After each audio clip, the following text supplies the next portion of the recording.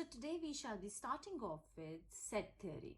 Now what is set theory? As the name suggests, this is the theory around sets. Now what is set? What is a set? A set essentially is collection. The name set, it essentially denotes collection. Collection of what? Collection of just about anything actually. So what is a set? Set is a collection. It's just a collection. It can be a collection of anything. It can be a collection of, say, names of students of your class. It's a collection of names. It could be a collection of your family members. It could be a collection of your say bottles. If it could be a collection of, say, just water bottles. It could be a collection of, say, just wine bottles. It could be a collection of, say, just milk bottles. Or it could be a collection of anything, say paintings. It could be a collection of watches. It could be a collection of anything. So it's just collection of objects. And what are these objects? As I suggested here, anything. These objects could be anything. These objects are called elements of the whatever concerns set. Any kind of objects. Just about any kind of objects called elements. We call them elements. So, notation, how do we denote it? So, we always use capital or uppercase letter to denote. Notation would be, say, capital S, A, B, C, X, Y, Z, anything, capital, uppercase. Equal to, we generally use curly brackets. And we write down the elements inside. So, if I'm writing the elements A, B, C, D, this means that this is a set of elements A, B, C, and D, and only these four elements. This set comprises of these four elements and nothing else. Only these four elements and nothing else, okay?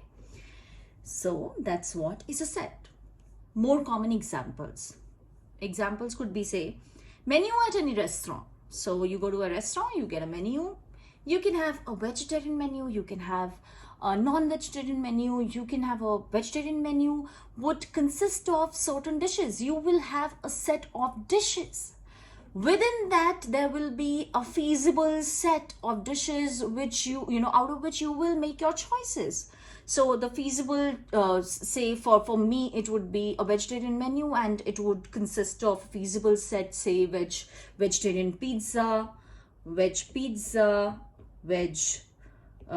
pasta. I'm fond of Italian food, so maybe I would go for one of these. So some more risotto or something of that sort. So some more options, but that's a feasible,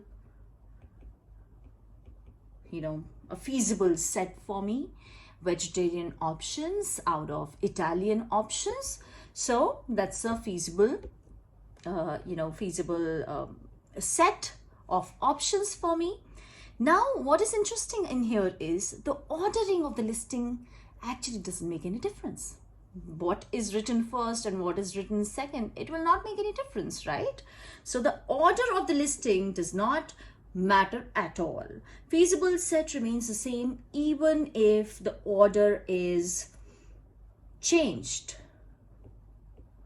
Even if the order is changed. And with this, I would like to introduce to you guys, what do we mean by equal sets? So, when the ordering doesn't, make any difference, as order does not matter, two sets A and B are equal.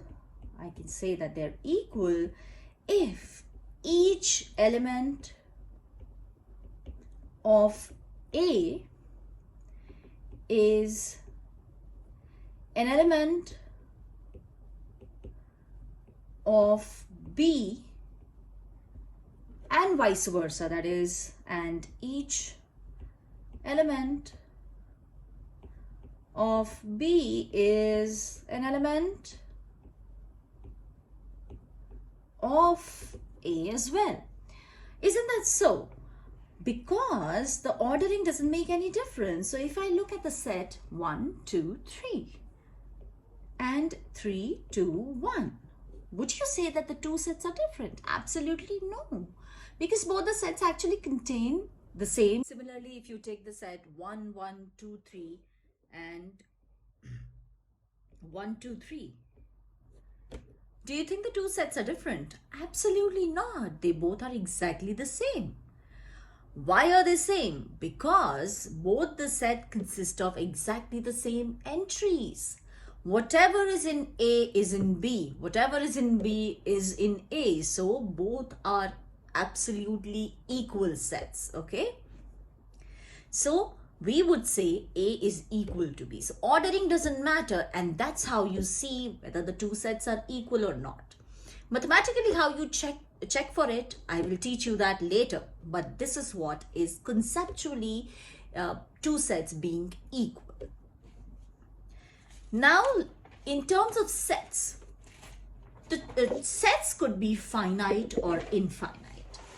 Now, how do you denote or how do you see whether a set is finite? When you have a finite set, you can actually define that set by just listing the elements of the set. For a finite set, you can just define it by listing the elements. Can be defined by listing of members or the elements. Members are elements, so you can also call them members of the set. But what about infinite sets? Now you cannot, because there are infinitely many members. How do you define a set by writing down infinitely many members? You can't write them down. So in that scenario, you write down the property associated to those members. So what do? You can, whenever you have an infinite set, then also what you can do is you specify a property. So then also you can denote. What do? You specify a property associated to the members, or you can say to the set.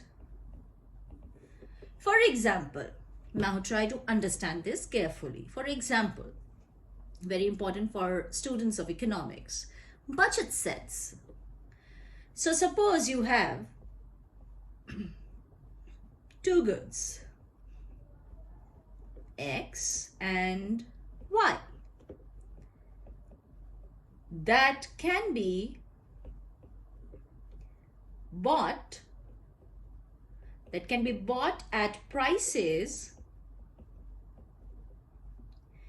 P1 and P2 respectively.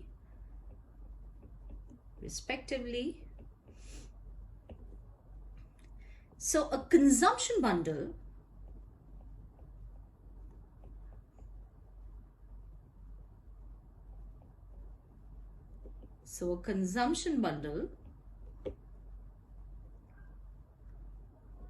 X comma Y, consumption bundle means that you're consuming both X and Y at the same time, X amount and Y amount for the two kind of goods X and Y, is a pair of quantities of the two goods.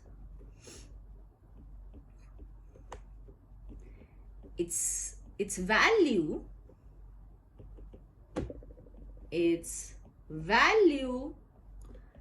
at P1 P2 prices,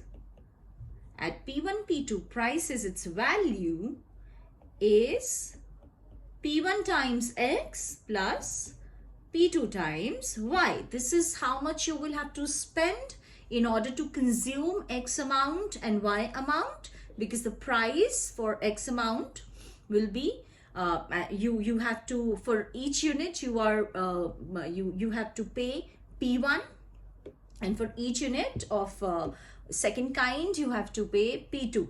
Okay, so P1 times X plus P2 times Y is something that you have to spend, right? Suppose you as a consumer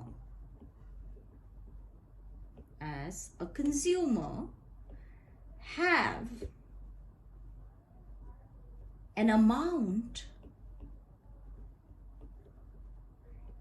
M to spend on these two goods, then you have a budget. You have a budget constraint.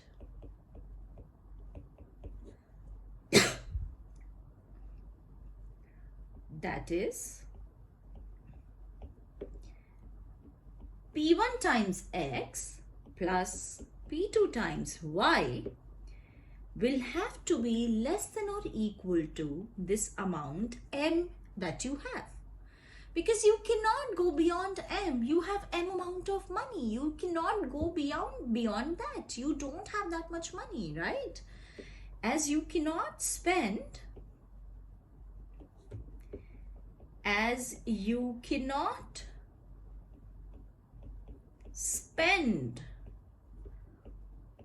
more than M.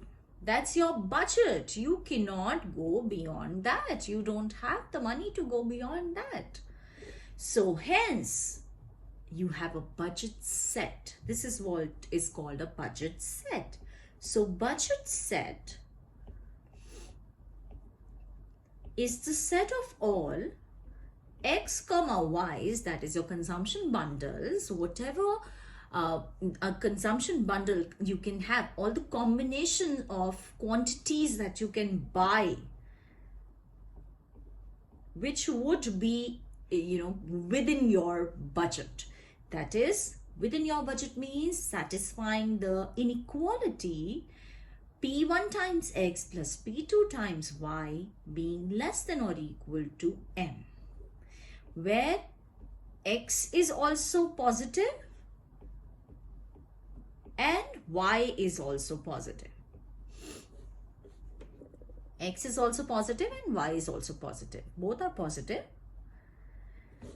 So this is a very good example for you guys to remember what essentially is a set, and specifically an infinite set. So this X comma Y, you can have infinitely many combinations which would satisfy this inequality. So how do you define a set in general? In general, a set S is defined by its properties. So a set is defined for its member with their defining properties.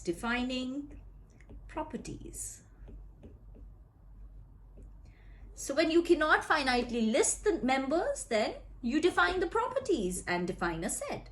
So another example, let me give you a pure maths example would be, say, solution set of X plus Y equal to 6. So this would be set of all X comma Y's such that X plus Y is equal to 6. Again, it's just one equation. And in two variables, there could be infinitely many solutions to this. You can have infinitely many X comma Y satisfying this equation. So hence, again, you have, infinite, it's an infinite set, example of an infinite set. So S, it's a member And this is a defining property. Okay, that's how you define sets. So if you have a finite set, you can just list the members. That's good enough. If you just have 10 members, you can list or whatever number of members, a finite number of members. But if you have infinitely many members, how would you list it down? So what will you do? You will define a property. Even for finite case, you can define property, of course, you can do that. But in general, we can list them also or define a property. So this is any which way is a very important thing to remember, that how do you generally write down a set? Set is defined by its members and along with the defining properties.